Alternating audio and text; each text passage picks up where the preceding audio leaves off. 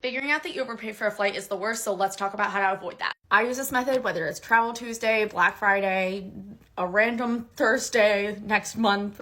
I also have a long YouTube video and a blog post on my website all about this in more detail, so feel free to check that out if you want. You're gonna go to Google Flights. When you go on Google Flights, it'll take you to the Flights tab, but what you wanna do is you wanna click on Explore. And I usually go as flexible as possible here, so instead of putting specific dates, you click on flexible dates, and then I'm gonna click all, but if you only had a specific month or weekend or whatever, you could do that. I did that. It showed me a flight for $269. Now that one has 2 stops, which might not be ideal, but you can scroll and find other options that might be better. So we're done with part 1. Part 2 is to head over to the Hopper app, and you're gonna click on flights here. You're gonna put in the exact dates that you did before for the flight that you found on Google Flights. And the reason we're doing this is because Hopper has a great flight predictor, flight tracker.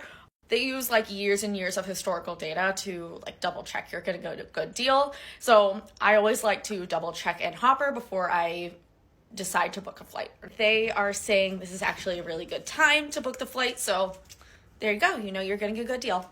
And I will note that you probably noticed in the screenshot from Google Flights that it gave the same kind of information as Hopper, but I never book by just looking at one website because the prices might be different, there might be a different deal going on, you never know, so it's always good to check in a couple of different places to know that you're getting the best price possible.